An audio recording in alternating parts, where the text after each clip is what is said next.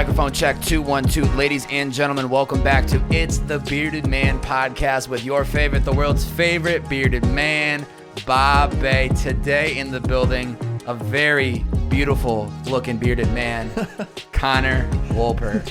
Oh, I appreciate that. He's here, baby. That's the intro I like. He brought in with his 2 bottles of red wine, popping them off. Let's get after it, baby. How you doing? I'm fantastic, dude. We need a little red wine to let the tongue flow, you know? Yeah, I mean, you've been running around all day, so I would imagine this is a nice way to kind of loosen you up a little bit. Yeah, this is nice. I mean, this just sitting here with you feels good, man. Oh, it's been hectic. It's been hectic, look bro. at that. You're good. too kind. You're too kind. When did you guys get to LA? We got here early Wednesday. We left at 4 a.m., got here at like 7. Wow. So Yeah. from San Luis Obispo Yeah, straight from San down? Luis. Yeah. 3 hours? 3 hours. I feel like that's not bad. Dude, it's good. It's probably because COVID, there's and not as much traffic, I would imagine, driving down. You just go before the traffic hits, go when the sun's down. It works, man. Yep. Got to give a special shout out to Sam Snowden in the building right now. Unfortunately, there's no visuals, but haven't seen this guy in 15 months, so I'm pretty pumped to see that he's now part of your team, and he's here to help bring these visuals to life. I think he's going to be a great asset to the team. Dude, we're lucky, man. We're lucky. We actually call him the YG. Me and Rob. It's the three of us. We call him YG because he's a young gun. Oh, I like that. He's we're working on his maturity. We're breaking him in here. Dude, we're just helping him graduated out. college. Like, dude, I mean, he's 22. I mean, Yeah. I remember when I was 22. I know. I was do making too. a lot of bad decisions. Oh yeah, horrible. I was a young, not so great podcaster. Didn't really know what I was doing. Had a vision. Yeah, those were the early days, man. Imagine this though. 2 years ago since that first pod we did already. That's scary. In January. Very scary. 2 years. Yeah. Like blink of an eye. Dude, it's scary.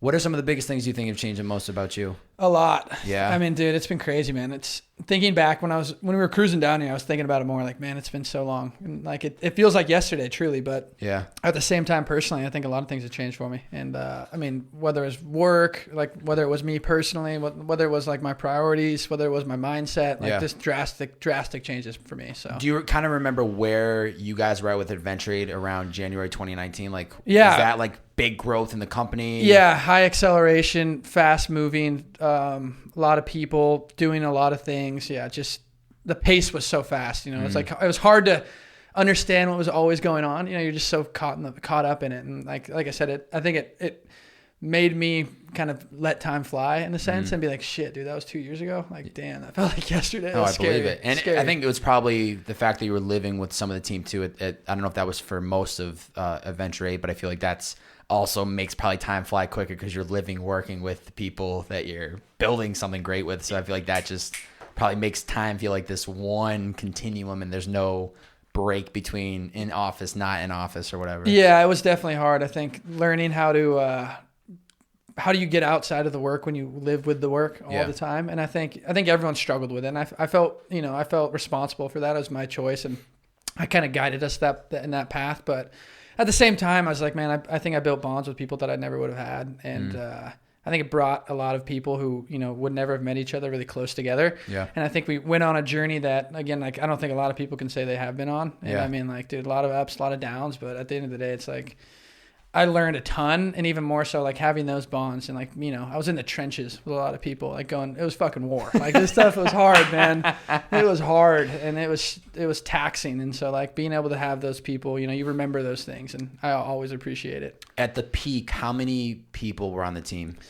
Oh, man. Like, core team, it was probably, like, 15, but then extended past that, like, with engineers that were remote and things like that, I got up to 40. Wow. Yeah, dude, that's a good size. It was a head spinner, man. 40 people, it was a fucking head spinner. How now, as that's growing at the time, what are some of the biggest challenges and lessons you're learning about as being a leader? From what I've seen with, for example, Liquid IV, something I've always heard Brandon preach about his growth was like you end up going from executor/doer of the business to then delegator and overseeing everything and not necessarily being in the work or in the trenches, but like kind of having to guide people from afar. So what are you learning through that process while business is, crushing, booming, but now you're not necessarily as much involved in every area of the business? Yeah, I had always had a problem with it because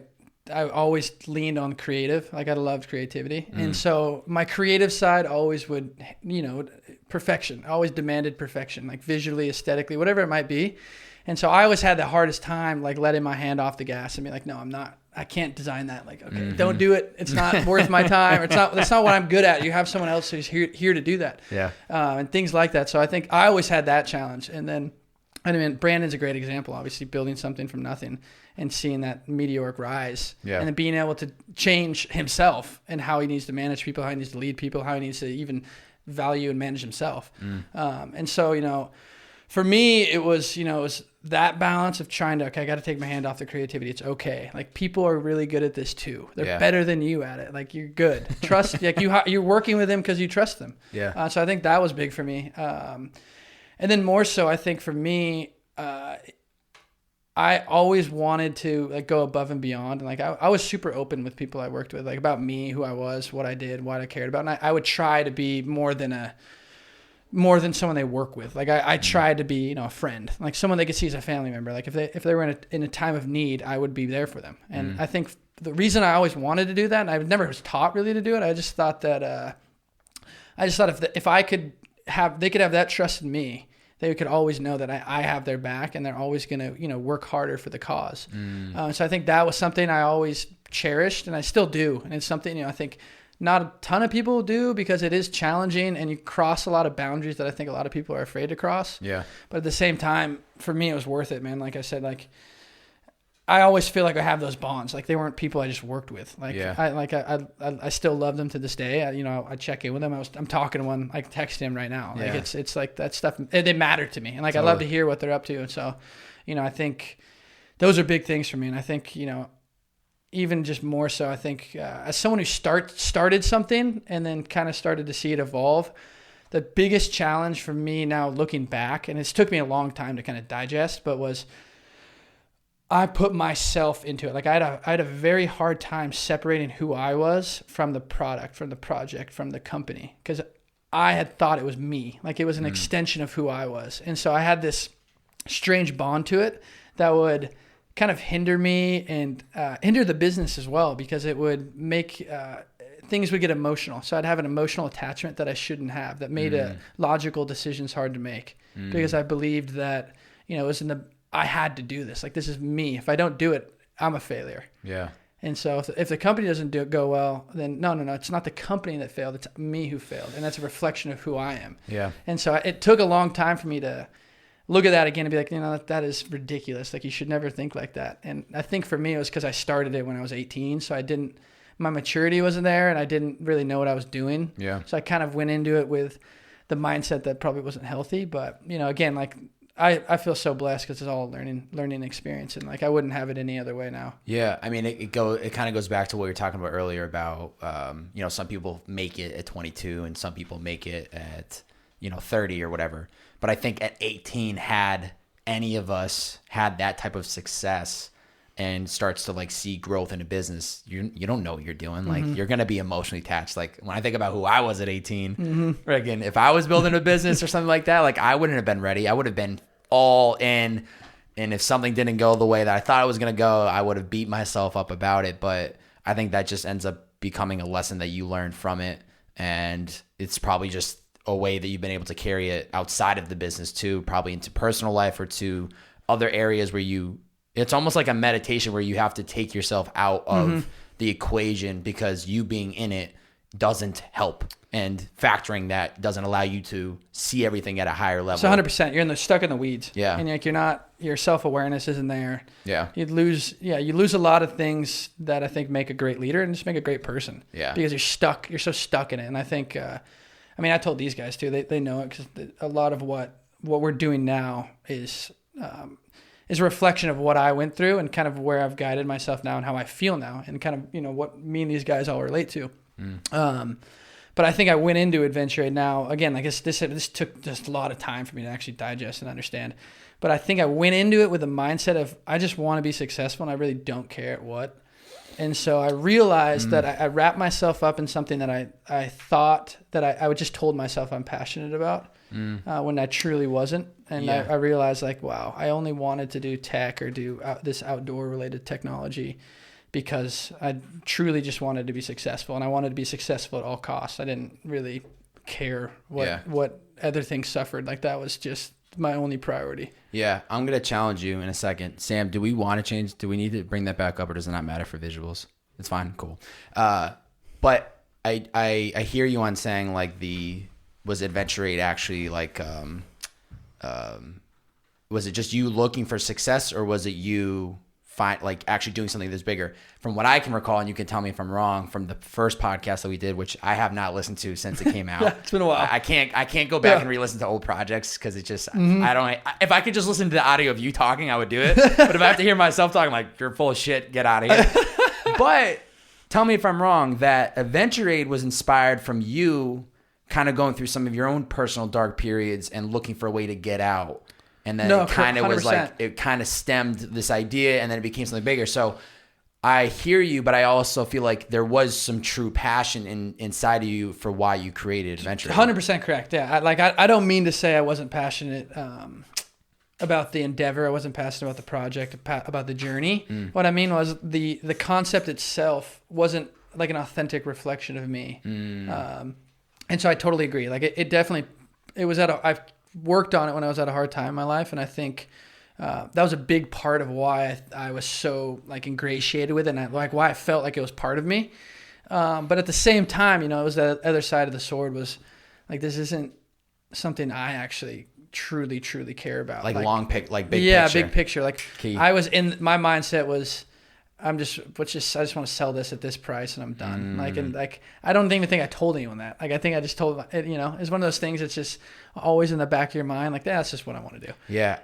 One thing that I challenge people, and I think it's really, it's a good way to figure out, are you on the right path or not, is you have to ask yourselves, would I still do this if I was not going to make $1 doing this for the rest of my life? And I think if you can check off yes, you're probably on the right path. And if there's hesitation, it's not necessarily a bad thing, but it's kind of like, am I on the right true path, or is there something that's parallel to this that is around this very similar, but like from a different angle?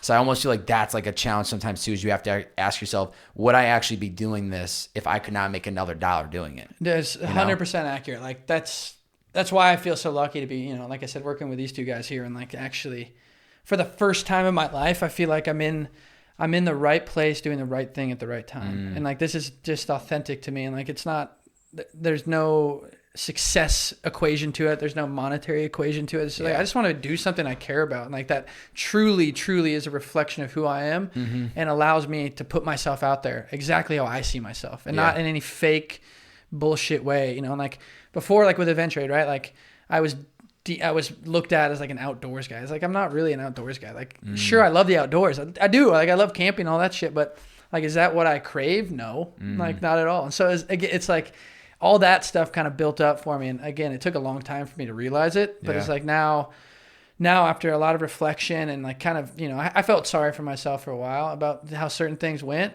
but I wouldn't change it for the world. Like for a long time, I always would look back at regrets and things like that. And I got to the point now where I'm like, dude, this has been the greatest blessing I could ever have. Like I was able to go through a journey and learn so much and work with incredible people, meet incredible people, and learn a lot about myself. Totally. To prepare me for like, all right, what's the next step for me? What's the thing that is really calling to me? And like, how do I actually want to attack it? And like, what is it that, makes my heart pound and gets me kind of excited in the morning, and makes me appreciate the day, appreciate the moment, not this long-term success. Totally. And so that's kind of where my mind's gone, and why I'm excited about where I'm at. You can take all those tools and all the lessons and add it to your tool belt. So this next thing, which we'll get into it at some point, it's like you can pull from all those past experiences. What works, what doesn't, how to scale, when to bring on new people. So it's like, no matter what, all you can do is kind of look at Adventure Aide with a smile and go, it taught me everything I needed to know, and now I can apply all these new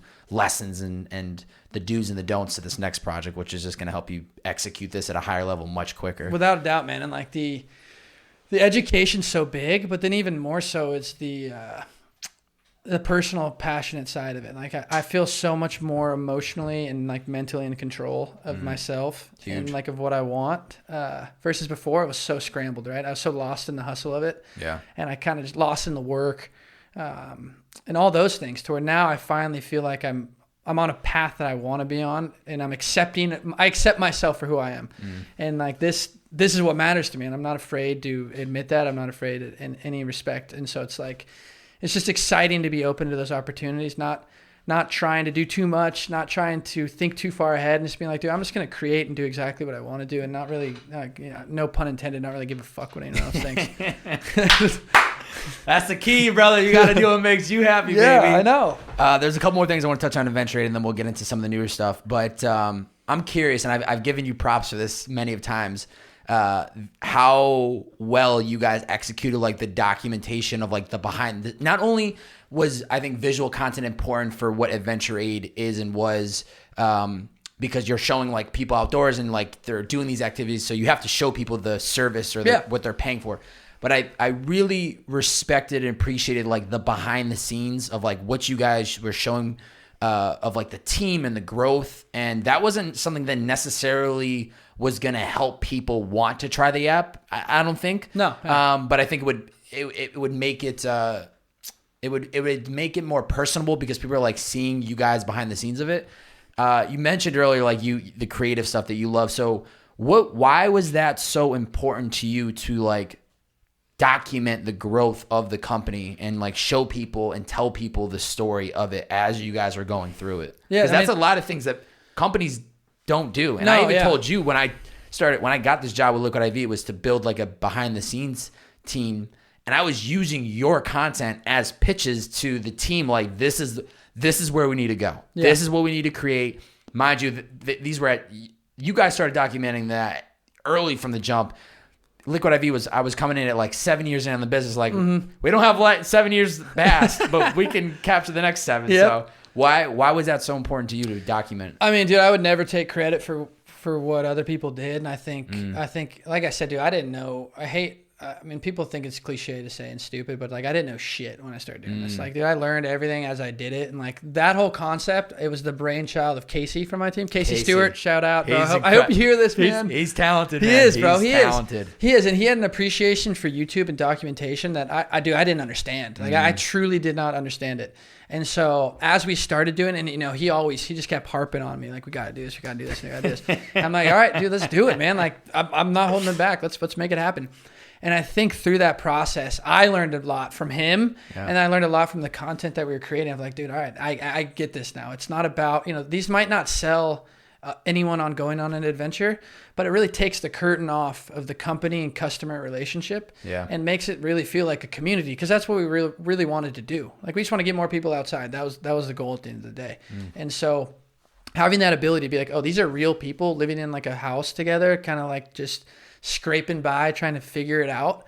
It gives people a feel of like they're like me. This isn't some corporate office in downtown Los Angeles with a bunch of freaking robots working in cubicles. It's like, so I want to be with these guys. Yeah, these guys are real. Yeah. And so, like I said, that's the brainchild of Casey. And I honestly, like, even just talking now, like, this is just sporadic in my brain. Like, I think he was a lot of my inspiration for where I want to go next. If some of the things he taught me and the things he valued, and made me realize, like, man, like, there's a lot more things possible with through the lens of content than people realize. And I think just that process in itself for me was so eye-opening, because I mean, creativity at the end of the day is what drives me. Yeah.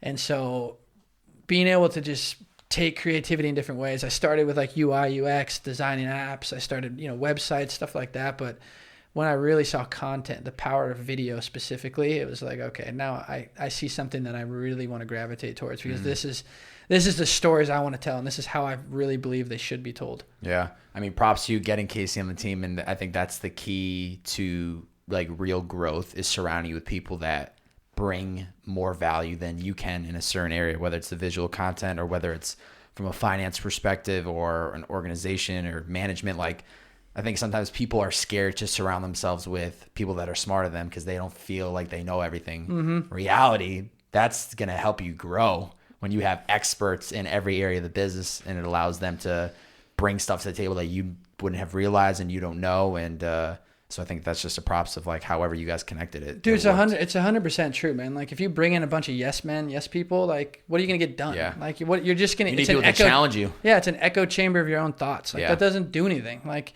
what is it we're doing here? Like as human beings in general, we're trying to learn, we're trying to adapt and be better. Yeah. And so at the end of the day, like I mean, for any company to be successful, any group, any team to be successful, it's like you want to bring people together who.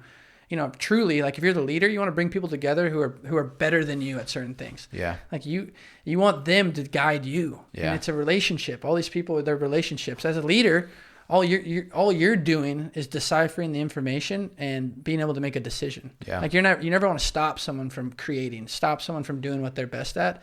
All you're doing is guiding the ship. You're not trying to go in too many directions. We're just guiding the ship. And so I firmly believe in that. Like if you're not hiring people who are smarter than you, then like you're probably fucked. I mean, honestly, it's like truthful. At the end of the day, like maybe your company will succeed, but like, what are you doing as a person? Like I love challenging myself, you know, and like it's so fun. Like you learn so much about yourself. And at the end of the day, you're like, wow, I can look back now with all these new skills that I never would have had, like that no classroom could teach me. Yeah. And I'm like, man, like I feel lucky to have ever been surrounded by people like that because it's only allowed me to find my direction, find where I want to go, and allow me to be like, man, this is what I want to do, you know? Yeah. So talk to me about, it was about a year ago, actually. I think it was October. It was right before I took the job with Liquid IV. We had a phone call, and we pretty much at a high level were talking about, it's actually kind of crazy when I think about it. That was a year ago. Weird. Because I was just about to like get the offer from Liquid IV, and I was like trying to figure out some stuff for my own life about what does that next chapter look like? I need to stop driving Uber. Like I need something that's more fulfilling. And we had a call and you were kind of spitballing this idea, but I'm curious, like the exit of leaving Adventure Aide, how does that come about? Mm-hmm. How difficult is it? What does that conversation look like? I think you probably had to step away from that before you even had a moment to really think about this next thing. So how did that actually happen? Yeah, that's a great point. I mean, dude, there's a lot of things. Like on a personal level, there's a lot of like a crisis of conscience. Like I got to a point where I was like, I truly felt like this was not what I should be doing, and it scared the hell out of me because it was like, dude, how do I tell all these people that have put their trust in me and that I have worked together with for so long that I don't want to be doing this anymore. Like, or this, I want to take a drastic turn from what we're doing. Like I'm done with all this stuff. I'm done with the technology, done with this. Let's go this direction. And that was a crazy, crazy thing for me personally, just to even have in my mind. And like, I talk about it with a few people very lightly because I didn't want to ruffle feathers or scare them. But at that same time, you know, from the business side of things, we were going through so much trying to, you know, for us, it's the kind of company we were, a marketplace-based company. It was about getting new rounds of funding, about constantly accelerating growth. And, you know, at the end of the day, we're not making money. All we're doing is grow. And at some point, we're going to reach this place in our marketplace where it's making money and it's all good, it's successful. And I was like, man, this doesn't seem right. Like internally, it didn't seem right to me. Like it doesn't make sense. Yeah. But we were going through that process, man. And like, it's a lot of hurdles. You got to pitch yourself to 100 people all the time. And I think for us, we had multiple deals set up that didn't shake out the way I wanted. And I think for me as a leader, it was a really good learning moment because I definitely put my eggs in one or two baskets too drastically. And I think by doing that, it limited our opportunities and kind of shut us off to one thing. And so through that process, you know, a couple of things didn't go our way. And by that happening, I had to make some difficult decisions of like, okay, we're not going to be having the kind of money that I thought we'd be having because these things didn't shake out the way I thought they would. And so that was, like probably the biggest sinking feeling I've had in my entire life of like, wow, I put my heart and soul into this and had this picture in my mind of how it was going to go and it didn't go there. And now I got all these people that I've just brought on and I've had a conversation with each one individually. I've had multiple conversations with each one individually about, you know, the passion I have behind it, why we're doing it, the purpose, and like getting them bought into the team. Because for me, it was all about the team. It's about the people that are working behind the scenes. And so I had to go from that to the flip side of it being like, all right, I got to let go of 34 of them. And I was like, man, this is horrible. And so it's like, it was one of the toughest days of my life. I still remember it. I remember waking up. I remember having to have the conversations. And I cried. Like, I mean, I would never lie about it. I cried. Yeah. Because again, like it was in that moment too, it was still an extension of me. Like I felt like I was giving up on myself. And so I was letting all these people down. And so it was hard, man. It was super, super hard. But, from there, we, downsized and we were scrapping by trying to figure out how can we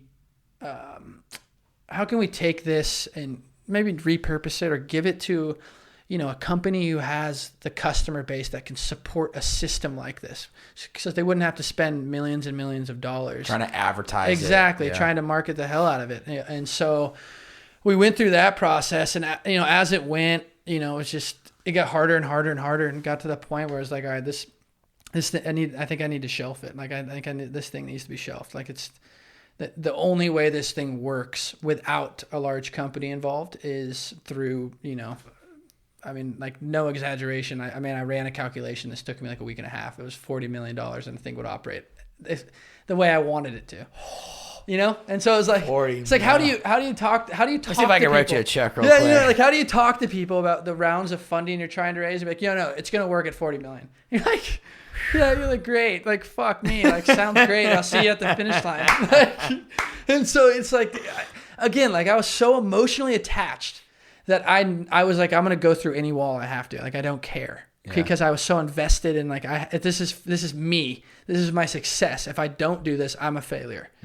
And so that kind of kept driving me until it got to the point where I was like, I just questioned myself again. I looked back and I was like, dude, you don't want to do this. You've already had this conversation with yourself months ago. Like, you don't want to be doing this anymore. Like, this isn't true to you. And I was afraid to tell anyone about it. But it got to that point, and I was like, all right, man, like, you're right. I have to shelf it. Like, this isn't what I should be doing. And, it didn't shake out the way I wanted it to, but it's okay. Like, I'm still breathing. I'm still alive. I still have those experiences. I still have all those lessons. Like, why should I feel so sorry for myself? Yeah. And so it took me a while, man, for sure. Like it was months and months of feeling sorry for yourself. Like, man, like I had this idea of myself that I was this person who could accomplish all these things.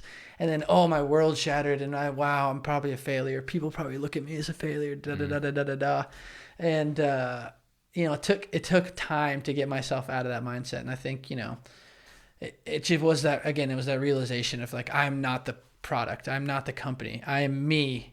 The product is something separate. Totally, yeah. It's okay. You have to separate it. Yeah, it's totally okay. So I went through that, and eventually through that process, I was, in my mind, I was already iterating on these new ideas I had and things that like, okay, these are the things I'm really passionate about. And like just asking the simple questions and like removing all the bullshit. Yeah. And so through that process of being like, what do I want to do? And what makes me happy? What makes me smile? What is it that I'm passionate about? That's kind of where I saw light out of the darkness, right? Where I was like, man, fuck, why am I feeling sorry for myself? That's embarrassing. Like I'm 24 years old. Like, get the fuck over it. How are you right now? 25? 25. Oh, you're a young buck. I know, bro, but it's about to be 27. It ain't much of a difference, but like this is a great example. We were talking about earlier, like early success, like you worked your ass off for it, but the fact that you're 25 and you're already on to like the second business is like, it's phenomenal. Dude, I mean, yeah, I see it that way too now. Like I'm stoked. Like fuck, I'm doing it, man. It's all about perspective. Yeah. Everything that happens in our lives, it's all about perspective. Dude, it's 100%. How you view it is how it's going to affect you. So it's either you look back at what happened with Adventure Aide and take it with a grain of salt and like, didn't work out the way I wanted to, didn't turn out to the $100 million business, but I learned X, Y, and Z. Great, take that and keep it moving. Or you have this little pity party. Oh, I could have done this. It's like, what happened. You got to keep moving forward. Like, dude, I needed it. Keep going, baby. I needed that reality check for sure. Like, I think if I kept going and it was a success, I think I would be I think by 30, 35, I'd probably be a douchebag or like some guy who was so checked out from like what I really wanted and checked out from like, the things that I'm passionate about and how, like at the end of the day, how I want to inspire people, And so it was awesome, man. Honestly, like I say that now, you know, like back when I was going through the struggle, it sucked. But at the same time, I'm like, dude, I wouldn't have it any other way. Like, it feels good to finally feel like, man, I feel like me. Like, I feel like I'm authentic to myself for the first time in a really long time. And like, it feels like, you know, I don't want to say I was faking to be someone I wasn't, but I think I got so lost in the process at such a young age that I didn't really know who I was or like what I was doing. And so having that period of, you know, I'm not working 24/7 anymore. I got all this free time in the world. I was able to kind of digest my thoughts and really think through, like, all right, what went wrong? What went well? All right, like, what do I want? Like, what matters? What things matter to me? And through that process, you know, I just was able to begin thinking about, like, what do I want to do next, and stop worrying about what other people think. I think that's always been a downfall of mine. Of like, I was always worried about what someone else thought. Yeah. And like, you know, whether it was my dad or whether it was, you know, people I work with, whether it was like people who I know who are like mentors of mine, I always let those thoughts get to me. Yeah. And eventually, you know, like I said, as I got to where I'm at now, and I've kind of let it go. Like, I let those things go. I'm like, I just want to be me. And like, at the end of the day, as long as I'm happy every day, waking up, doing the things I love to do with the people I care about, well, fuck, I'm living the best life I ever could. Yeah. I mean, you're in the driver's seat. That's like, it's literally great timing that we're having this conversation, because like I was telling you earlier, I put out a solo pod today about the importance of being your authentic self. And I take it for granted sometimes of like how easy it is for me now to be my authentic self. But there's been a solid 4 years in the works behind the scenes of like being more confident in myself, learning how to like put myself out there with social media. But at the end of the day, you have to realize like you're the one that's driving the car. Somebody from the outside looking in could be like, Connor, you should be running that business. Like, it's successful. It's like, yeah, but are you the one that's doing it day to day? Like, it's easy to be the armchair expert and sit back from afar and point and make suggestions about how I should live my life. Yep. But it's like, at the end of the day, you have to be the one to confidently make the next decision based on what you want. Take advice from the father, take advice from family, friends, social, like whoever you want to listen to. Yeah. But it's got to be from the heart when you choose, like, this is what I want to go, because you're the one that's living it. Yeah. You're the one that's going to be dealing with the day to day. But majority of people in this world I would bet, either listen to other people and how they should live their life, which is a problem, or two, they're listening to quote unquote society. You're supposed to graduate high school, then you're supposed to go to college, then you're supposed to get a job. You're supposed to follow this like staggered path that you don't have to necessarily follow that. There's other people doing things that are different, which is kind of what I feel like is the point of the Idea Factory, is to give people that confidence. I mean, bro, that's it. I mean, that's totally it. And like, again, like for me too, it's like being comfortable in your own skin. Like I for sure was not comfortable in my own skin for such a long time. Like, whether it's like fucking surface level, like not really that, but like being confident in what I say, what I do, and how I am. And like, you know, I think I got to the process, you know, through that process, I finally realized, like, man, I wasn't true to myself, and I was letting other things get to me, and I was not comfortable in my own skin because I didn't feel like me. Yeah. And so again, coming out the other side of it, I was like, man, it's just such a great time to be able to digest all that stuff and be able to, what's next? Come up with what's next, and begin to think like, you know what? Like, I'm going to stop letting those negative thoughts get to me, and stop letting the things that have haunted me since I was a kid, 17, 18, like affect me. Like, dude, why are those thoughts still in my head? They've been here for 7 years. Like, get the fuck over it. Yeah. And so it got to the point where, man, I'm like, I'm just going to be true to myself. And I mean, it is like the Idea Factory. It really is that reflection, and being true to who you are, being unapologetically yourself, and not caring what people think. Yeah. And like, I mean, that's why you can see me how I'm fucking dressed right now. You can see me in the tattoos. You can see me with a nose ring. Like, I don't really care. That's fucking heat, dude. I don't care. I love it. Like, I want to do what I think is best for me. And I want to feel comfortable, whether I'm comfortable in the clothes I wear, whether I'm comfortable with the thoughts I have, whether I'm comfortable talking to people about it. Like, I just want to be comfortable being who I am. Yeah. And I think there's so many people who aren't, and there's so many people who are maybe afraid to do it, and probably even unaware that they're doing it, because they've been hit, you know, the system, like you're saying, has brought them down. They've had to think that, oh, I got to go through that staggered steps of life. I got to climb the ladder. I got to graduate college. I got to get that corporate job. I got to climb the ladder so I can get a wife, get my 3 kids, and we can go live the white picket fence life. I got the white picket fence, but don't hate. Oh, this house is a unique white picket house. This is not the true American white picket fence house. This is the content crib. We're here cooking up, boys in the mid-20s. We're getting shit done. Not your average white picket fence. No, dude. I mean, we're sitting in a podcast studio. I'm pouring Simple Life. Yeah, pass me some of that wine over here. Yeah, Simple Life Pinot Noir. I think that's like $8. Some I mean, bougie fuck. shit. Who cares? It's all the same, dude. I could care less. It's all the same. So, talk to me about. Let me just give you props on this. Stillness. What you're just talking about of like, Adventure Aide is kind of ending. You have a lot of time to think through like, what does this next chapter look like? We sometimes think that stillness and not moving is actually unproductive when it can be the most productive part of our day or of our lives, when you have that moment to stop and assess what the hell has been going on, where the direction is that you're going, and is that somewhere you want to go? But if you get into that domino effect, Monday through Friday you work, the weekends you send it, Monday you hate your life, go through the rest of the week. Yep. You don't have the time to finally stop and figure out that redirection. So as you have the chance to, when was like the official last day of Adventure Aide? Dude, it dragged and dragged because, there was, we were gonna, potentially sell it to this large company. Can you say the company or no? I know what the company is. No, I can't. But COVID happened. I know. And it's just all nobody else up. knows, but I know. Yeah, exactly. And so it was like, it just dragged, bro. Venmo me $100 and I'll tell anyone. I got college to pay off. There we go, man. But like, it just dragged. And like at Bobby, dude, hit Bobby with that $100 Venmo, bro. Woo! He'll give you the details. The scoop, but, dude. It's like it dragged, and like I through the process, there was a slow death, And like I said, that sounds so negative, but it was just like a slow down effect. And it's like you said, the stillness. I totally understand. Like I think a lot of people are afraid to do it because it can get negative pretty quickly.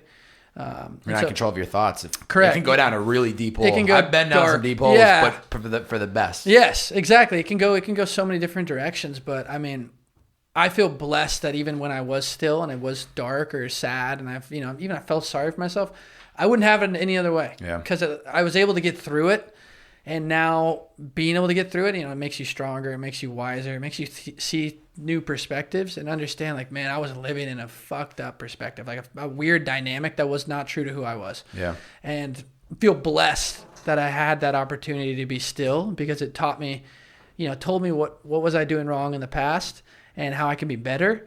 But then even more so, again, having consistent stillness, it started negative and then began to become more and more and more positive to make me really, like, at the end of the day, the place I finally feel like I've gotten to is appreciation for the day, appreciation for the moment, to finally be like, man, I gotta stop thinking about 5 years out. Like, what the fuck? Like, yeah.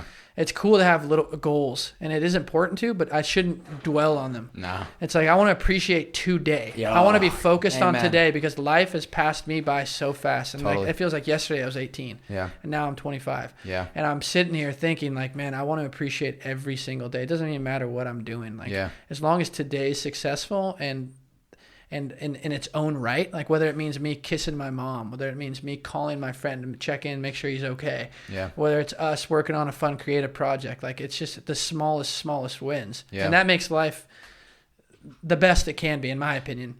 And so me and the boys here, we always the TIFF boys, we always appreciate. I talk about it a lot. I just think it's like, dude, we don't get lost in it, man. Like, fuck, like we all want to be great. Like we do. Like it's just the nature of it. But don't get lost in the journey, because the journey is where it's at. Like we're gonna remember this shit for the rest of our lives. We're not gonna remember it when we made it, if we made it, none of that shit. We're gonna remember when we're grinding it out, when we're sleeping 3 wide in a bed, when we're fucking Sam's farting, like we're gonna remember that shit, because it's the process, man, and that's what it's all about. Yeah. You got to enjoy that ride. Yeah. I think it's important to know, obviously, where you're kind of headed, what that goal looks like, but you got to get obsessed with the day-to-day grind. You got to embrace those 2 to 3 small wins a day. You got to enjoy that process. And even something I've been recently doing, which has helped me do that better, is morning gratitude in a journal and forcing myself. I don't like writing. My handwriting is shitty. But I love forcing myself in the morning to do that because it sets good intentions to the day by writing 3 things I'm grateful for, 3 of my priorities, a positive experience in the past 24 hours, what I'm looking forward to, what I'm excited about, the impact I want to have on the world. So it's like forcing myself every single day before I even start my day, really, to remind myself of like, this is where you're going. This is what you're like. This is where you're headed. Yep. But how are you going to make the best of today and conquer that? You know? I totally agree. I mean, for me, I've learned so much that how important the start of their day is. And like, I think people carries momentum. They don't think about it. You win the morning, you win the day. They don't think about it enough, man. Like it's the morning's where it all starts. And if you have a positive mindset going in, dude, it's going to have a domino effect. If you have a negative mindset, carries through. It's not going to do, things are going to go wrong. You're going to get frustrated by the littlest things. Yeah. But if you're positive and if something does go wrong through that, your positivity, dude, you're going to bounce back. You'll be okay. You give me, as long as I get my morning routine in, I'm like bulletproof the rest of the day. Send me any missile and I'm knocking that shit down, bro. Like you can't deflect me. Like Amen. I had a solid 30-minute music party in my, living room before you guys got here just to fire myself up. Like you cannot and will not ever be stopped, Bearded Man. Dude, you can't be fucking stopped. I love that, bro. But what is I know we've been kind of dipping and going through all these different paths. What has the last year been like? Because I think when we touched base in that phone call, it was like exciting for you. You were like, I had this idea. I think this is the next thing. And now it's a year later and you guys are really about to I feel like things are starting to get rolling. So what does this past year look like in how this is going to come to fruition? Yeah, I think 2 things, man. The first thing was like it was such a large idea. There's so many places it could go that I really need to let it marinate and really become clear with what it was and what it meant to me and the things that I wanted to do with it. Because like I said, when something's such a large concept and there's not it's not narrowed into a product, a t-shirt or an app. There's a scary effect to it where you're like, ooh, that's big. I don't know if I want to touch it.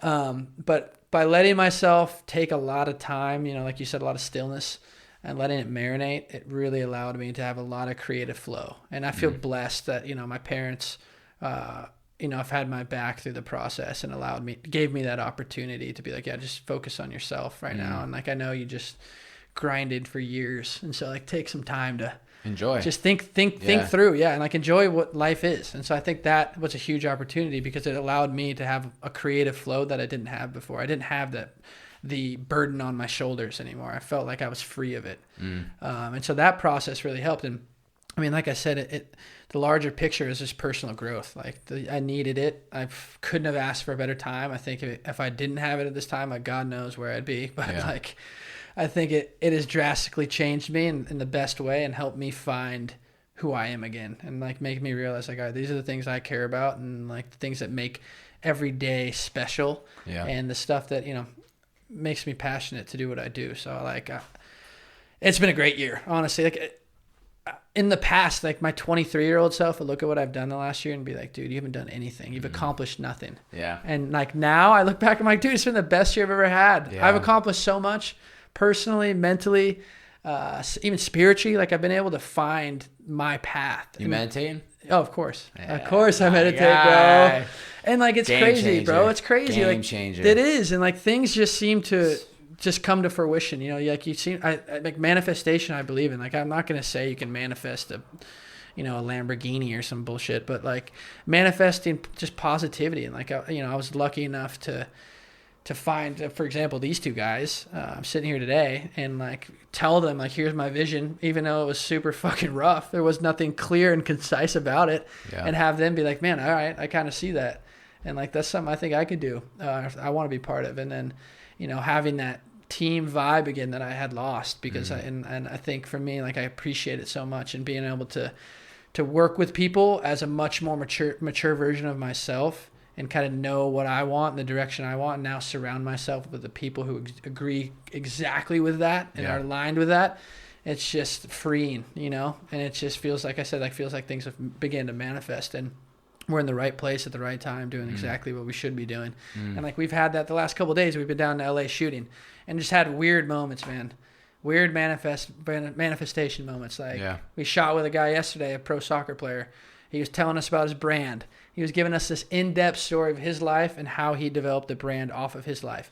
Within 2 minutes of him explaining it to us, his brand, we're in the middle of Gardena at a park, and a homie rolls up behind us in his branded hat. And I was like, that's fucking strange. Wow. That's weird, man. Wow. And so, like, it's moments like that, dude, where I'm like, all right, we are doing exactly what we should be doing, exactly how we should be doing. Totally. In the moment, we should be doing it. Yeah. And, like, you know, like, don't rush it. Don't think too far ahead. Like, you know, we have goals. We know the places we want to go. But, like, at the end of the day, what do we need to do? We need to be consistently passionate, put out the shit that we really appreciate, and that is a reflection of who we are, and have fun, man. And if we can do that, we're living the best lives we can. Yeah, key moments like that you got to take note of and go.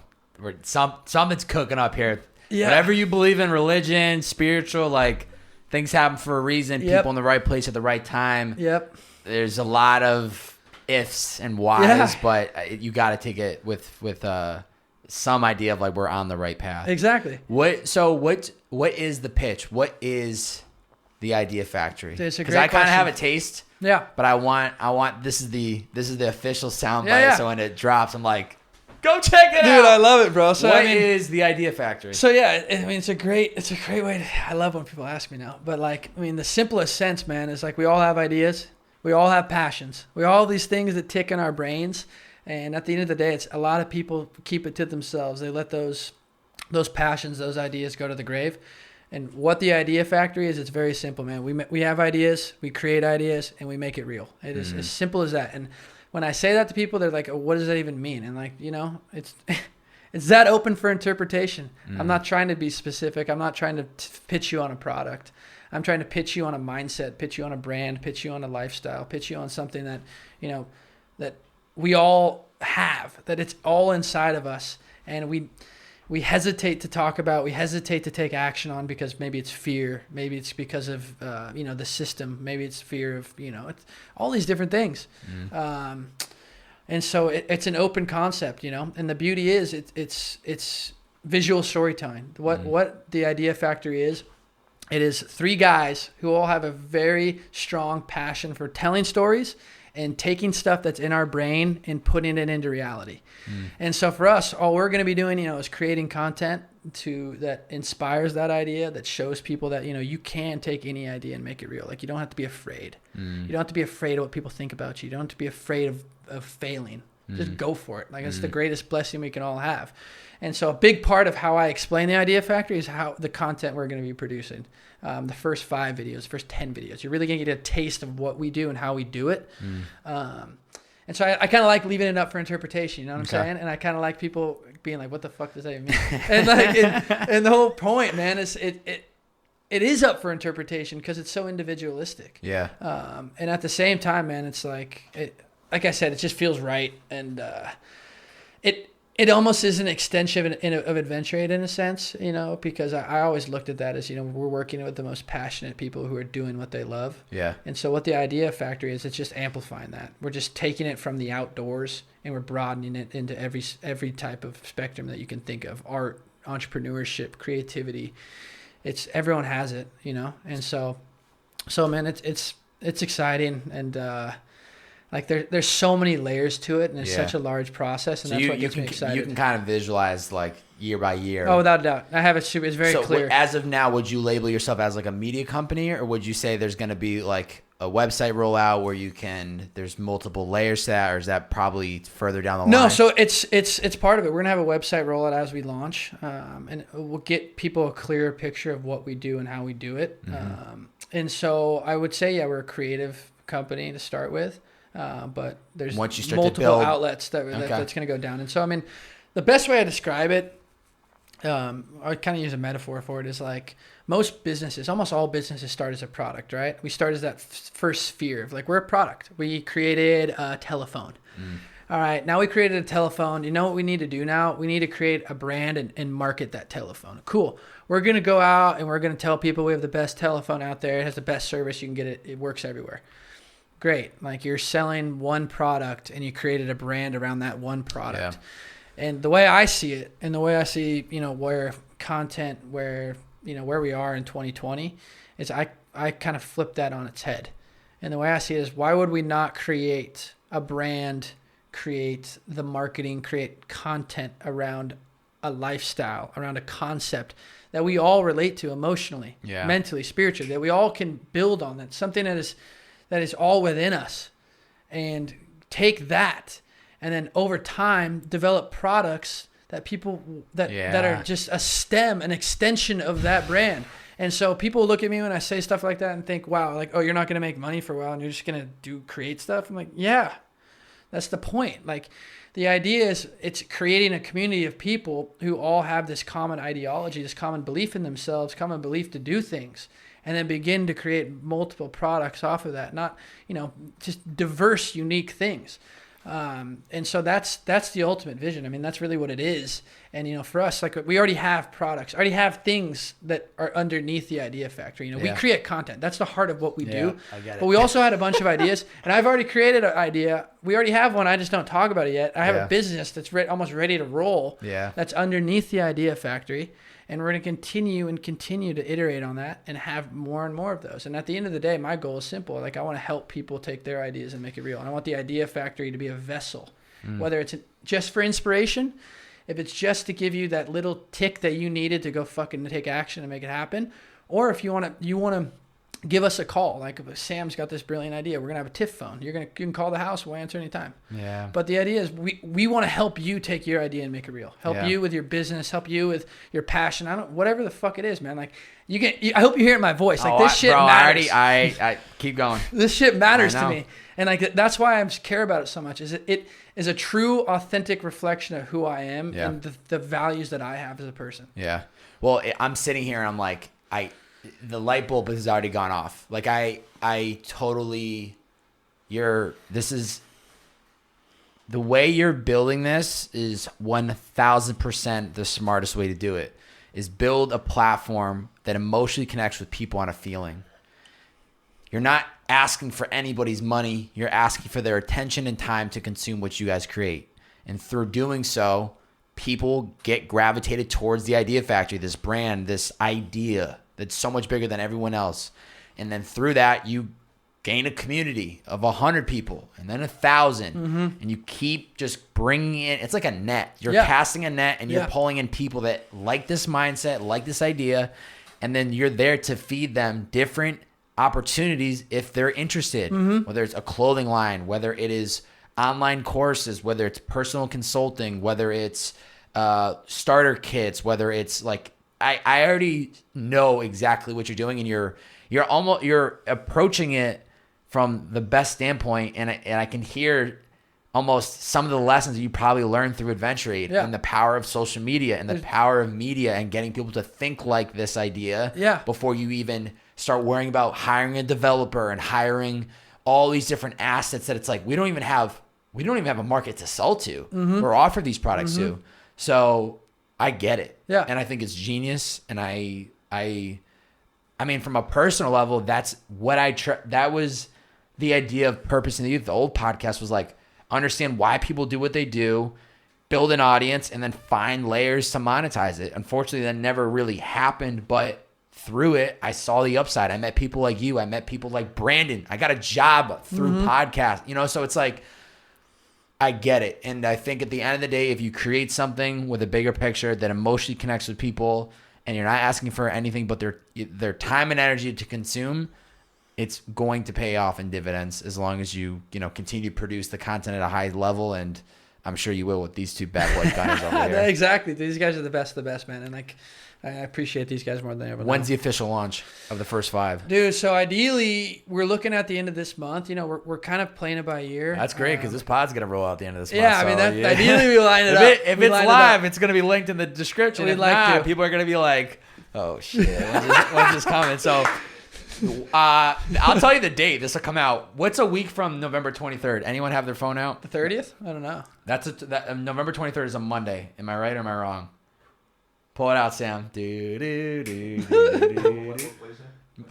23rd. Is that a Monday? Yes. What's the following Monday? The 30th. Okay. Last day of November. So this is when that drops. All right. So let's we'll have it ready. Speed up, editing team. Let's get We'll that have it ready, shit bro. cooking. We'll have it ready, bro. So if it's live, it'll be linked in the description. If not, it'll be coming out soon. But so the end of this month. Yep. That's ideally when you'd be releasing everything. Exactly, man. And for us, dude, it's the beauty is using something like social media, which is at this point such an echo chamber for negativity, you know. And like, there's so many things, whether it's just divisiveness in general, and there's so many layers to that, and fucking into like just beautiful people, you know, when you look at them, you're like, oh, I'm not like them. Yeah. There's so many strange things that it can do to us. And so for us, I'm like, why can't we use that platform and create more positivity on there and give people, you know, whether it's the smallest tad bit of inspiration, education, whatever it might be, to help them be like, you know what, I want to go do what I want to do. I want to take my passion. I want to stop, you know, living in my parents. I want to start a podcast. I want to do what I want to do. And I'm not going to let anyone else tell me I can't do it. And so like, that's the ultimate dream, you know, for us. And we feel blessed that we're even on that path to even affect one person, you know, like what, it doesn't get any better than that. And the one industry, like, I mean, I won't even explain how I want to do it, and I don't even want to, but I mean, my ultimate vision is pretty straightforward. I had the venture capital industry, everything they represent, everything they do, I firmly believe we will disrupt, and I firmly believe this is the step forward into that space that needs to be taken. And I think it needs to be taken for a lot of reasons, but I believe just for the sheer fact of positivity, to help anyone, whether you're a kid, an adult, an old person, help them take a business, an idea, and get it off the ground. Yeah.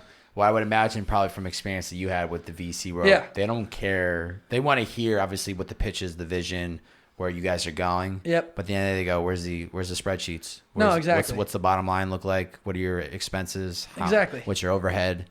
It's very financial. And I kind of understand. 100%. I respect it, but I also think there's a huge opportunity for an organization or a group where it's more about what are you really, like, what is the point of this? Like, forget about the numbers, forget about what your past sales have been, like, what's the vision, where are you trying to go, and how can we help you? Like, how can we actually add fuel to the fire for this idea that you have and take it to the next level? Exactly, man. So like, that's the exciting part, man. It's just like, you know what? Enjoy this part. And I know I don't have to say this, but because I know you know this, enjoy this like early part of like, nobody has a fucking clue what you guys are working on. And like, I like kind of this was a sidebar. This was one of the most exciting moments for me in my podcasting creative career.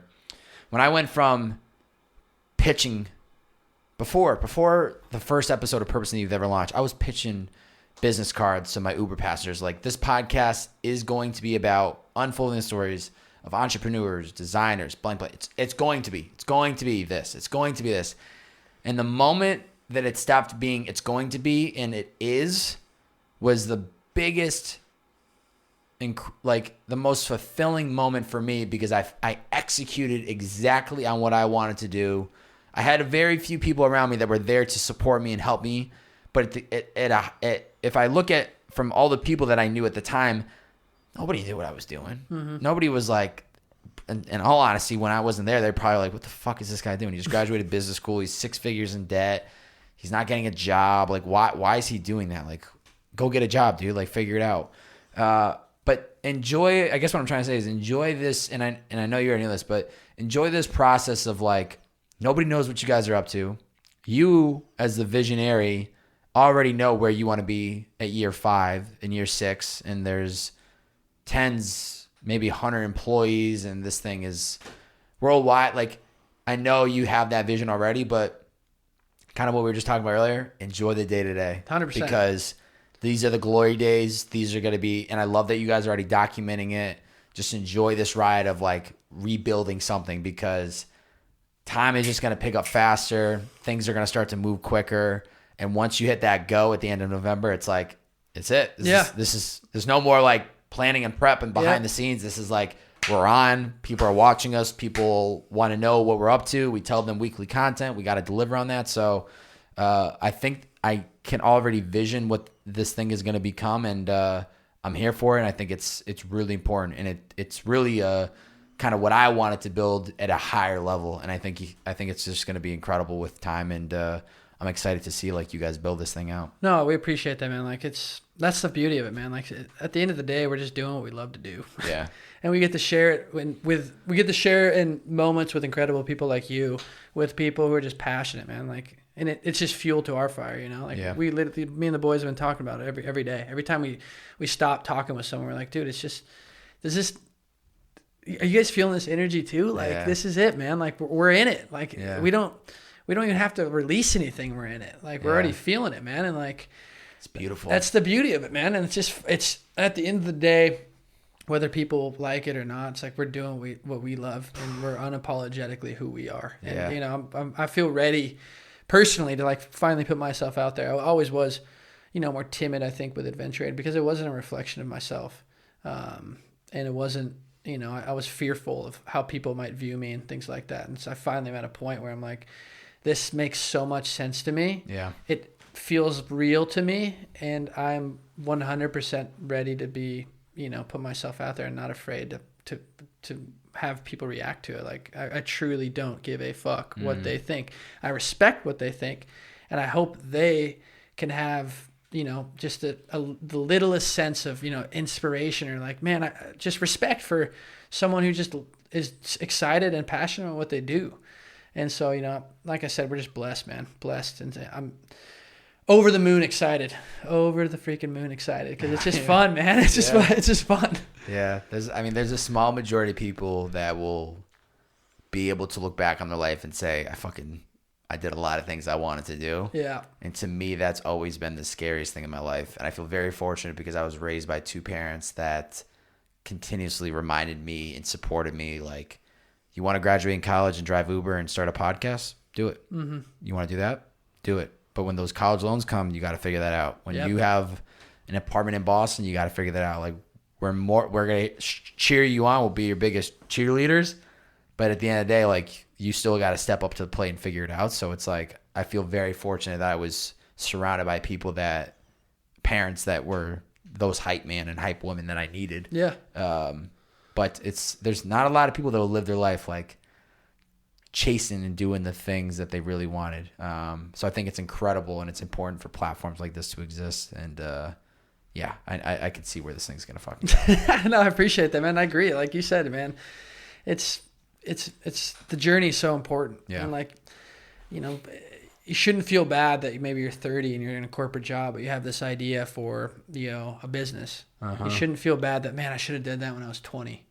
And it's like, no, it's right in your mind right now. Do it now. Like, we all have our own journey. It's like, never compare yourself to anyone else. And you know, I've always had that fault of thinking, man, I wish I was like them. I wish I was like that person. Yeah. But it's like, no, you're you. And like, the only person you should ever compare yourself against is yourself. Yeah. It's the eye against eye. That's the only thing we have. Yeah. And as long as we are progressing individually, that's all you can ever ask for. And like we talk about the day to day, like the small wins, enjoy them. Big. Yeah. If you have an idea, you're 30 years old and you're sitting in your cubicle or whatever, you're listening to this, it's fine. Yeah. Say it out loud. I'm getting a couple tats on Saturday, but one I'm getting right here is 1% on my hand as a reminder of like 1% growth. Yep. Every day, just 1%. Grow a little bit here, a little bit there. Amen. That shit stacks up to, you know, something much bigger. Amen. Speaking of tattoos, you clearly have a lot. We definitely touched on the ink on our first podcast, but I'm curious, in the last 2 years, have you gotten more? Yeah. I mean, I'm going to be covering tattoos. I feel bad for my mom. I hope she never hears this. Last time I saw her, she came up and hugged me, and she's like, just no more tattoos. Oh my God. And I was like, Mom, it's going to be okay. It's gonna be okay. In the last 2 years, what's one of the more important ones? Doesn't have to be the favorite, but like, which one that... Yeah, I got my whole right arm done. I got my chest done. You know, I think for me is this one up here on my shoulder. So as you can see, it says "Forget Me." It says "Forget Me," and then that is a picture of Marcus Aurelius, if you know who that is. Big meditation. Yeah, big meditation guy. Like meditation. Emperor of Rome. Yeah. Philosopher. Yeah, that's what the word I was looking for. And as you can tell, he's fading away. So the idea always is like we're only here for a finite time. Ooh. You know, we're never going to be more than we think we are. It's like we are who we are. And, you know, at the end of the day, don't take anything for granted. Yeah. You know, appreciate the moment. Appreciate why you're here. because like even right now, the moment we're sharing in your podcast studio, it's not gonna happen again. Comes and goes. It's never gonna happen. This is why I do this hype shit before people come here. I literally, like a weirdo, bump music and I get fucking hyped for these podcasts. But it's really to remind myself to hype this as if I'm going to the finals. Mm-hmm. This podcast right now is me in the finals of the NBA. Game 7, I'm on the fucking free throw line.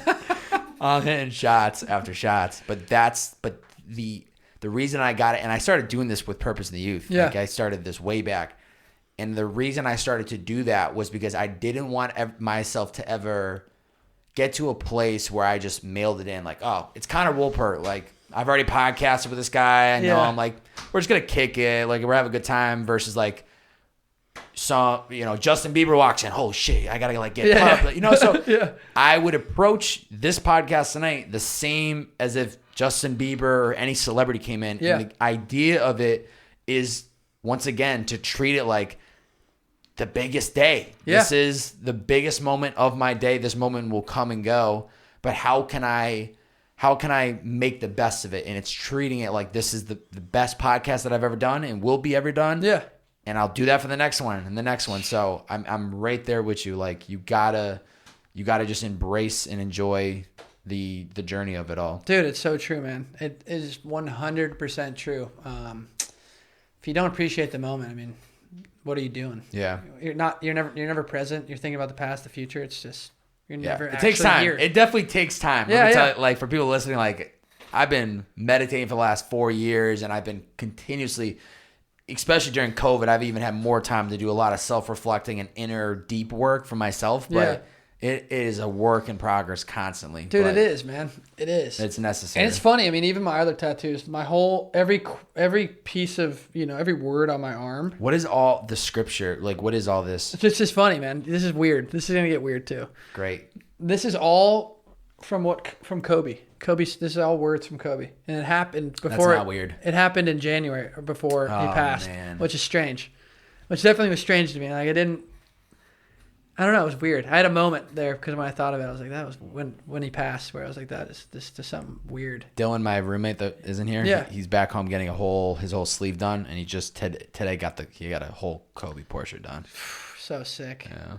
No, and that's the beauty of the appreciation people have for him, man. And it's just funny because he says so many things. I think a lot of us relate to, and like appreciation of the process and the hard work and being able to look at things differently. And seeing his evolution from basketball player to like artist, creative, and explaining why he did it. I mean, it's such a moment for me too to be like, yeah, he's right. Like I should be doing exactly what I want. If it's not what I want, why the fuck would I do it? I know. And so those things, like for a lot of these things are things he said that are just part of his process. Understanding the pain, understanding the suffering, the hard work that comes with doing something bigger than yourself. The sacrifice. There's things that you have to be accepting of if you want to do something, monumental. That you want to change history, change the game. From February of 2020, and I'd say the past year before he passed, I weirdly grew so much more appreciation for him as a human being. I knew he was Kobe Bryant. Yeah.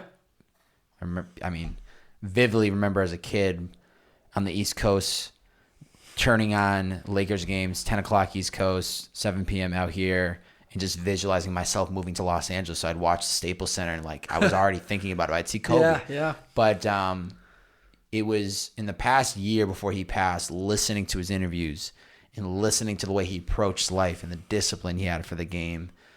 That was when I really started to not only appreciate, but just like really on a deeper level, like understand why he was who he was and how he was able to accomplish so many things. Yep. And it was, it's just terrible. Dude, it was, man. Mm-hmm. It's so sad, to think about and dwell on. But at the same time, it's so important to let his ideology, his mindset. It's beautiful to see how people have kind of interpreted it and used it as their own source of motivation. And I think that's such a beautiful way to live on that memory of him and his daughter. And I think, everyone else who passed as well. It's just, You gotta internalize that energy and use it for the right reasons. Yeah, I mean, it gives you fuel, man. It definitely gives you fuel, and it's cool that someone like him, he's so well spoken, and he's like a true artist, a true craftsman at what he does. Yeah. And having someone like that be able to eloquently speak to everyone else about that process and how they do it, I think is what made him such a special person, and gives all of us as his, pupils, this ever-going motivation and methodology, mindset, ways to think that I think, make him live on, and give us this opportunity to be like, fuck, we can be like that. We can make shit happen like that. Mamba mentality. Yeah, man. Mamba mentality. Amen. What's an area of your life you need to put more effort into? I think that's a good question. I have a lot. I mean, there's a couple things I want to do right now. But for me, I think, I'm working on a athletic challenge. I mean, I don't want to spoil, but, like a personal, like training for a marathon? Sort of. Yeah. Okay. We could call it that if we want to say that. It's not really that, but it's in that realm. Okay. And it plays into the idea factory in a sense, right? It's like I have an idea in my head and I'm going to make it real. And when I do, people are going to be shocked. That's kind of the mindset. That's basically the concept. Okay. But more so, I think even personal. I think, again, appreciation for the people, people who have raised me, the people I care about, the people who are close to me, the people who have done so much for me. I think I've gotten better at that more recently because I've taken myself out of the mindset of work 24/7. Yeah. But I think it's just that consistency to let them know I always care, let them know I'm always thinking about them, because I get lost in my head. I think a lot of creatives, or a lot of people who are trying to go for something tend to do. And you have to understand, sacrifices do come along with you putting your mind, body, and soul into a project, into a passion. But at the same time, you can't lose the connections to the people who you care about most, and have to let them know consistently that you do. So I think that's a big part for me. It's just something to always remind myself to do every day. Yeah. It's very easy when you're in that day to day of just like, you got shit to do, Yeah, it slips, man. You want to keep working, keep hustling, slips. Stopping every once in a while, pick up the phone, go say hi to somebody, or it definitely can kind of balance you out a little bit. Yeah, it's appreciation for the moment. Yeah. Realizing. You single? No, not the moment. No. I'm taken. not the moment. Have you been in long-term relationship? No, I had been in one long Probably maybe the two when we talked. Yeah, I was. Yeah, I was. How's this? Is this going good or what? This one's new. Yeah, it's going good right now. Is this full commitment, or is this like we're seeing each other? Oh, I'm working on it, man. I'm working on it. Yeah, baby. Didn't see that coming today. No, I did not. No, we can talk about the motivation. We can talk about the good shit, but then we change gears. Oh, shit. Welcome to the Bearded Man podcast, baby. We touch everything. This is a 360 pod. No, I'm excited, man. I'm excited where I'm at. I'm excited where I'm at with her, and I'm trying my best, man. I'm trying my best. So it's like what I just said, like appreciation for the moment, appreciation for the people who care about me.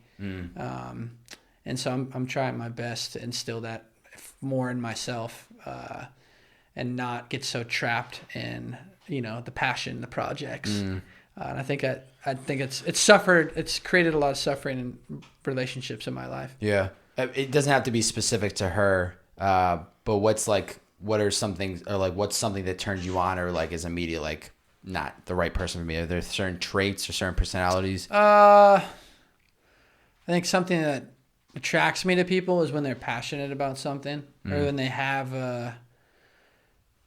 there's something that gets them excited, like it can be anything. Like you go into nursing school, you're I don't know, you're coming up with a clothing brand. It can be so small as to like, I just like to go surfing. Like I just like meeting people who are excited about what they do, and don't settle, and don't settle for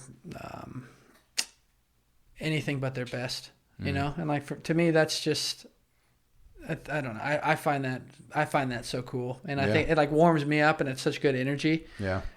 So I think that's what like brings me into people, whatever they do. And like, again, like the people we've been working with the last couple of days, it's like that you have that magnetism to their energy because they're so passionate about what they do. And it's like, shit, I just want to be around you so I can have some of that energy because it's just fuel. And I think we've been able to do that back to them as well. Totally. So it's like, it's crazy in that respect, man.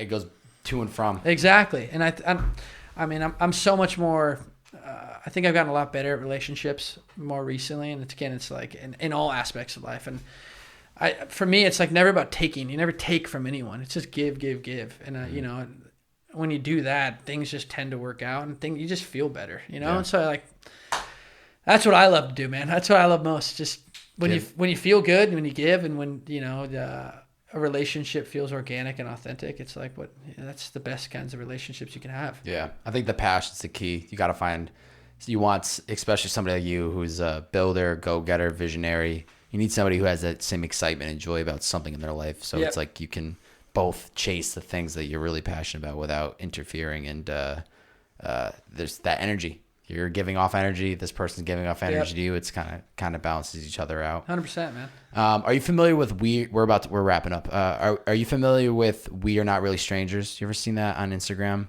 No. It's like I could show you after. It's like a very motivational page. They create like a card game. It's almost like their card game, I would say, is Cards of Humanity, but for like life and cool. Honest questions and like depth. So I'll show you the account after, but essentially they have a card game they came out with and it has a bunch of questions on every card. I bought the card game, and what I do now is before every guest comes, I pull a card and I ask for you. Okay, cool. So your question would be, do you believe everyone has a calling? And if so, what do you think yours is? I do. I firmly believe everyone has a calling. I think it's super diverse. I think it's different for everyone. I think it could be, some things could be a job. I think a lot of things don't have to be a job. I think it could be being a mother. It could be being a father. It could be being a teacher. It could be simply as helping your neighbor's kid go to school and helping guide them into being a better person. I think everyone has a calling. I think it could be the smallest thing. I think it could be the largest thing, you know? Yeah. I think we're all unique. And as long as we are accepting of ourselves and let things fall into line that way, I think those callings definitely work out. And a lot of us will get to the place where we actually realize it. You know, in the moment you don't. And I can't say that I do because I'm so young. But I think as you age, I think people do realize, like, well, I've done a lot of things and affected a lot of positive change in whatever aspect of my life it had that impact. But I did do it. Yeah. For me, what I think my calling is, oh man, I've always, like I said, I don't actually know. I never pretend to be like, this is my calling. But I've always thought this since I was the littlest kid. I've always just wanted to do something bigger than myself. Like always. It's all I've ever cared about doing. And I still say it to this day when people ever ask me like what I want to do. And I don't necessarily even know the reason why. It's just something that's always drawn me in. And from there, like there's something about it, doing something bigger than yourself and seeing like positive impact from it. Like having someone come up to you and say the smallest affirmation of like, wow, like that was really cool. Like I really appreciate you guys doing that. Like I saw a lot of myself in that. Yeah. Or like, hey, I went out on your guys' adventure and I got engaged to my girlfriend, or like just random things. Like, I just love the idea of creating something that's not that's bigger than me, that a lot of other people can relate to. Yeah. And I just like, there's nothing that gets me more excited. Like, is it my calling? I don't know. But do I think that is that what I want to do? Yes. Is that what it feels right to me? Is that what feels authentic to me? 100%. And I'm going to continue to do that. So I mean, that's what I think. I love that. To wrap up, we're going to put a challenge to the listeners. I want you to challenge anyone that got this far on the podcast. Yeah. Challenge them to do something that will positively impact them. What's something that they could do? I think, man, honestly, like if anyone who has an idea for anything, if it's a business, if it's, you know, buying a piece of clothing, if it's getting a tattoo, like if you have something that you want to do and you know you want to do it right now, take action and take a step to do it. Like if it's something small and getting a tattoo, find the money, go get the tattoo. If it's starting a business, say it out loud and go take an action to commit yourself to it. I'm not saying quit your job or do anything like that, but take action towards the step and take a step towards the thing you want to do. By doing that, you're going to get energized. You're going to feel like you're just one step closer, and you're going to realize that whatever it is you want is attainable. And I think it sounds scary. I know you probably don't want to do it and you're going to want to let the thoughts sit in your head. but just make it happen. Take a step. You don't have to try and make the whole thing happen at once. Just take one positive step forward. And if you are doing that, I guarantee you are staying more true to yourself than anyone else could ever tell you. Mm-hmm. Starting is the momentum you need. Yes, sir. Where can people find you on social media? Instagram at Connor Woolpert? Yeah, Instagram at Connor Woolpert. I'll be diving deeper into further social platforms as we're gonna inspire that kickstart up. Get the kickstart. I'll be all over the socials here soon, baby. On all the socials. If you guys and gals enjoyed this podcast, make sure you screenshot this episode, post it to your IG story, tag Connor at Connor Woolpert, and tag me at Bobae, B-O, 3 B's, 4 A's, and a Y, and let us know what you thought of the podcast. That's how we organically grow this thing from the ground up. Connor, thank you for coming in today, brother. Dude, thank you. This is great to reconnect. Stoked for this next chapter. Great beard. But overall, man, I appreciate you as a human, and I love the energy and the purpose and the drive behind you, and I wish you nothing but success, my man. And I will be cheering from the sidelines, baby. Dude, I appreciate it, bro. No, I appreciate that, man. That means a lot. And same to you, man. Like this, just you doing what you love, I think not just inspires me, but I know it inspires a lot of people. And I've talked to people who I don't even think they don't know you for sure, and who have listened to your podcast, and just any nugget they can take from you, man. Like, it's people like you that make it easier for people like me to stay true to ourselves. It's easy when you see other people doing it. You're like, yeah, fuck it, I can do it too. Hey, I'm just getting started, baby. Amen, brother. Well, aren't we all? Connor, thanks for coming in, man. Thank you, brother. Talk to you guys soon enough. See ya.